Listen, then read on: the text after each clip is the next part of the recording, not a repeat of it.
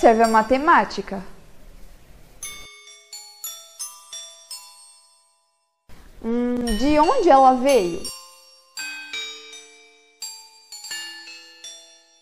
Ai, ela é tão complicada. Com que frequência? Todo tempo. Veja tudo isso e muito mais em Os Piridianos.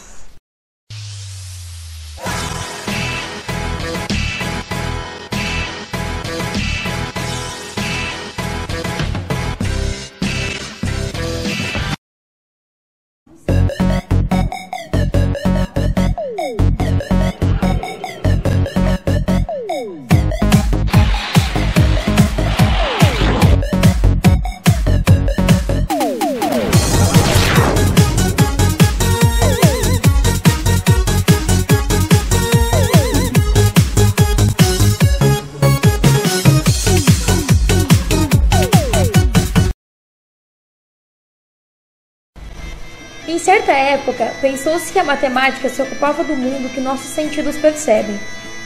As próprias diferenças pareciam indicar semelhanças. As mãos podem ser relacionadas com os pés, com os olhos, as orelhas.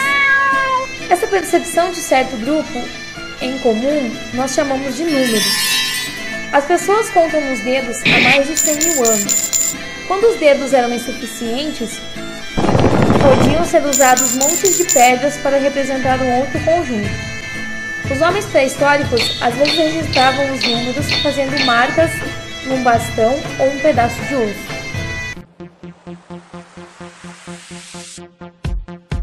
Estamos aqui hoje com a estudante Patrícia para descobrir o que ela acha da matemática. Patrícia, a matemática é importante na sua vida? É muito importante, sim. E o que você sabe sobre o passado da matemática? A única coisa que eu sei é que é uma ciência muito antiga. E você sabe me dizer o nome de alguns estudiosos matemáticos? Aristóteles, né?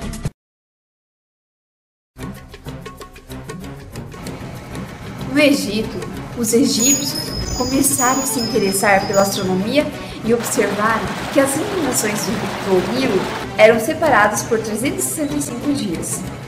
Desta observação segue o calendário solar, onde estão estabelecidos 12 meses de 30 dias mais 5 dias de festa.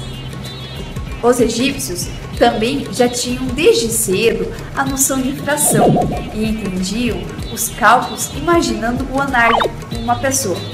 Para a direita, adição, ou para a esquerda, subtração. Sobre o sistema numérico, o mais antigo foi o babilônico, inventado no antigo Iraque há menos de 5 mil anos. Na Grécia Antiga, já surgiam muitos matemáticos famosos. Platão foi importante principalmente por seu papel como inspirador dos outros. Tales de Mileto era considerado um homem de rara inteligência. Ele usou seus conhecimentos sobre geometria e proporcionalidade para determinar a altura de uma pirâmide. Aristóteles foi o homem mais erudito de todos os tempos. Na China, o livro 周必算经 foi considerado o mais antigo dos clássicos de todos os tempos. Mas a cultura chinesa foi seriamente prejudicada por quebras abruptas. No século III a.C., o imperador da China mandou queimar todos os livros de matemática. Patrícia, o ano de 1930 pertence a qual século? Acho que o século XVII.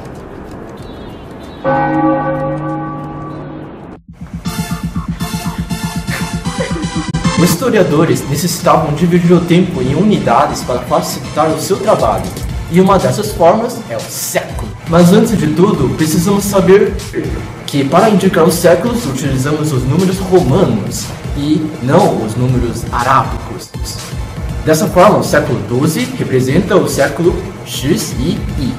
Porém, para representar o número 4, usamos o número 1 em frente do 5, ou seja, a letra I em frente do V em romano. O U ou 1 que está à esquerda é o que vai ser subtraído pelo número da direita. Se a data estiver sendo terminada com 2 zeros, então o século corresponde ao primeiro e aos primeiros números que estiverem à esquerda dos dois zeros. Por exemplo, o ano 300 está inserido no século 3, já que cortando os dois zeros representa o número 3. Mas quando o número não termina com dois zeros, é só eliminar a unidade e a dezena que o compõem, somando o algarismo restante ao número 1. Por exemplo, ano 1740, eliminando a unidade e a dezena, teremos apenas o número 17, e somando com o número 1, teremos 17 mais 1 é 18. Logo, é o século X, V, I. O ano 328 a.C. representa o século 4 a.C. O ano 2014 d.C. representa o século 21 d.C. Então, o ano 1930 representa o século 20. Por volta do século XVI, tinha o Galileu Galilei, que inventou o pêndulo, a balança hidrostática, o compasso proporcional, entre outros. No século XVII, na França, René Descartes desenvolve a geometria analítica. Os matemáticos, também franceses, Pierre de Fermat e Blaise Pascal, desenvolveram estudos sobre o cálculo da probabilidade. O físico e matemático inglês Isaac Newton desenvolve cálculo diferencial e integral. Tinha também o Leibniz, que antecipou o desenvolvimento da lógica simbólica. Ao século XVIII, Joseph-Louis Lagrange inventou o cálculo de variações.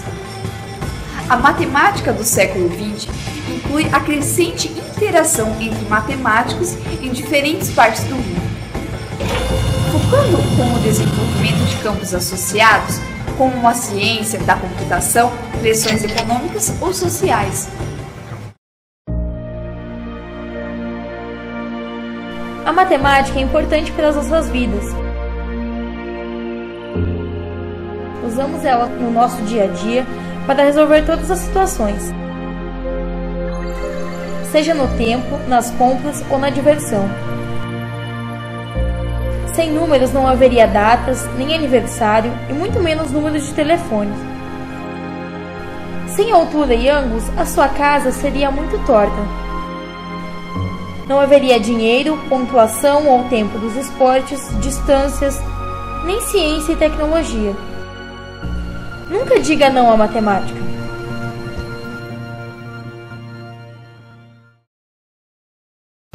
Para o desafio de hoje, vamos utilizar 15 palitos organizados desta forma.